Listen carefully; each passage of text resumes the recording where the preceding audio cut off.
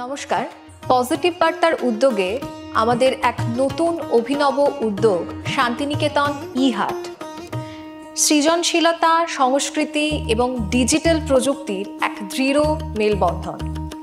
এখন থেকে লাইভ সম্প্রচার সরাসরি শুধুমাত্র আপনারা দেখতে পাবেন আমাদের পজিটিভ বার্তা প্ল্যাটফর্মে, সোম থেকে রবি বিকেল 3টে থেকে 5টা পর্যন্ত। বিশদ জানতে আজই যোগাযোগ করুন আমাদের স্ক্রিনে দেওয়া এই নাম্বারে 9732615531। নমস্কার, আমি সঞ্জিতা চলে এসেছি প্রতিদিনের মতো আজকেও পজিটিভ বার্তা বিকাশ টকশোর পর্দায়। আপনারা জানেন পজিটিভ বার্তা বিকাশ টকশো বিগত কয়েক মাস ধরে কেরিয়ার কাউন্সেলিং প্রোগ্রামের মাধ্যমে মাধ্যমিক উচ্চ মাধ্যমিক পরীক্ষার পর যে সমস্ত ছাত্রছাত্রীরা সঠিক কেরিয়ার গঠন করার জন্য চিন্তিত, তাদের মূলত আমরা দিশা দিচ্ছি। আজও সেরকম একজন বিশেষ অতিথির সঙ্গে আমরা কথা বলবো। আমাদের মধ্যে উপস্থিত আছেন অধ্যাপক Tanmoy Gayen sir, civil department. আজকে একটি গুরুত্বপূর্ণ বিষয় নিয়ে আলোচনা করব এবং সেই বিষয়ে কথা বলবো।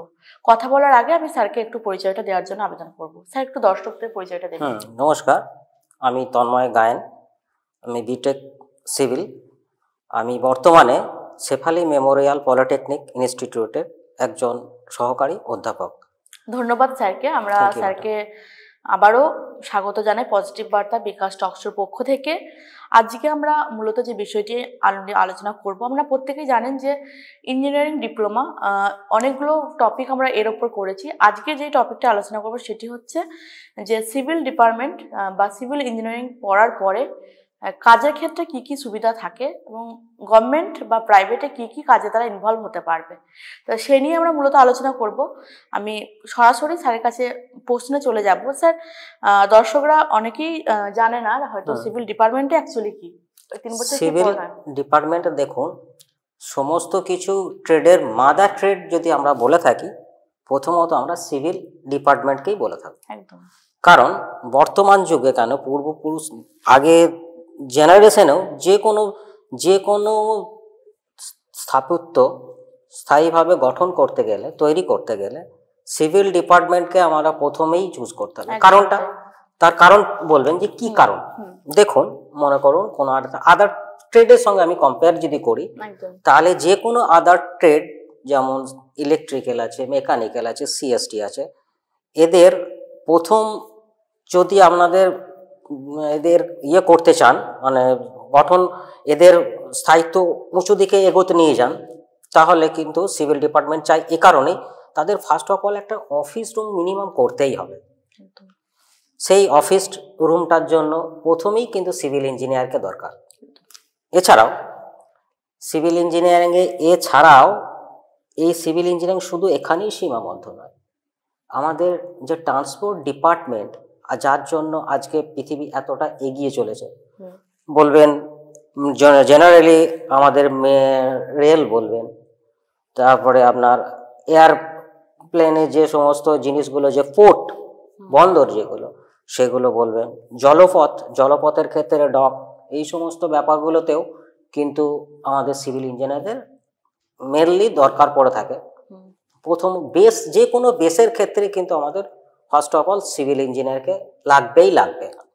এবারে যদি বলেন যে এটা ছাড়াও আমাদের যে করে কি লাভ আছে, সিভিল ইঞ্জিনিয়ারিং পড়ে আমাদের কি লাভ, দেখুন, যদি গভর্নমেন্ট, দুটো দিকে আমাদের পেতে, জিনিসকে আমরা দুটো ভাগে প্রথমে ভাগ করব। একটা হচ্ছে প্রাইভেট জব আর একটা হচ্ছে গভর্নমেন্ট জব। গভর্নমেন্ট জবের মধ্যে আছে পিএসসি আছে, এসএসসি আছে, কেএমসি আছে, কেএমডি আছে, এনএস আছে, এতগুলো গভর্নমেন্ট জবের দিশা এই সিভিল ইঞ্জিনিয়ার থেকে পেতে পারে। এবং পিএসসি যদি ধরেন, তাহলে ম্যাক্সিমাম সিট কিন্তু সিভিল ইঞ্জিনিয়ারিং ডিপার্টমেন্ট থেকেই যায়। ম্যাক্সিমাম সিট কিন্তু সিভিল ডিপার্টমেন্টের আছে, তারপরে আদার ট্রেডগুলো থেকে থাকে, কিন্তু ফার্স্ট হচ্ছে সিভিল। তারপর আছে, এটা পিএসসি গেল, পিএসসি পরেও আছে আপনার কেএমসি আছে, তারপরে কেএমডি আছে, এরপরেও আছে এনএস আছে। আমাদের বর্তমানে দেখবেন শহরাঞ্চল বাদ দিয়েও গ্রামাঞ্চলগুলো আস্তে আস্তে আস্তে আস্তে উন্নতি হচ্ছে।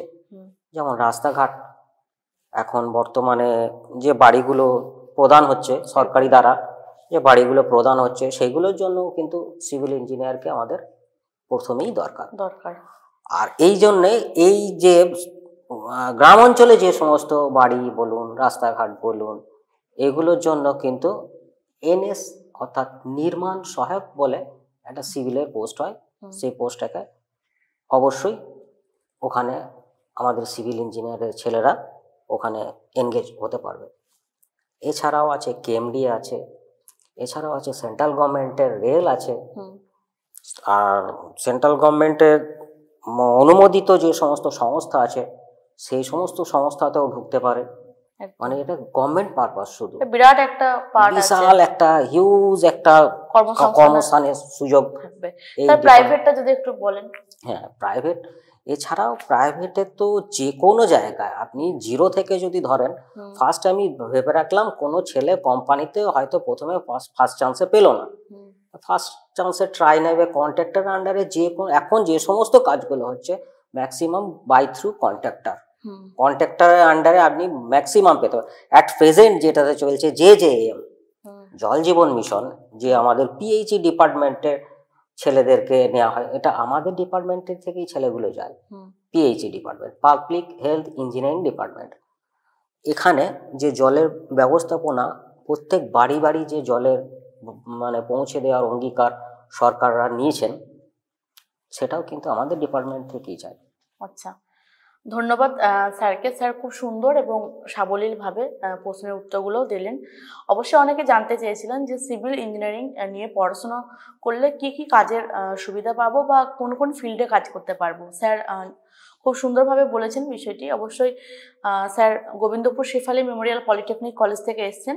আজকে আমাদের ডেসক্রিপশনে শেফালি মেমোরিয়াল পলিটেকনিক কলেজের নাম্বারও দেওয়া থাকবে। যারা চাইছেন যে আমার সন্তানকে সিভিল ট্রেড নিয়ে পড়াবো, তারা অবশ্যই শেফালি মেমোরিয়াল পলিটেকনিক কলেজের সঙ্গে যোগাযোগ করতে পারবেন। এটি পূর্ব বর্ধমান জেলার গোবিন্দপুরে অবস্থিত কলেজটি, গুসকরা শহরের খুব কাছেই। আপনারা বাস থ্রু ট্রেন আসতে পারবেন এবং এখানে আসার জন্য যদি কোনো রকম আপনাদের কোনো অসুবিধা হয়, আপনাদের যে নাম্বার দেওয়া থাকবে সেখানেও কিন্তু আপনারা যোগাযোগ করে নিতে পারবেন। প্রত্যেকেই চাই যে একটা ভালো কলেজে আমার সন্তানকে ভর্তি করাবো।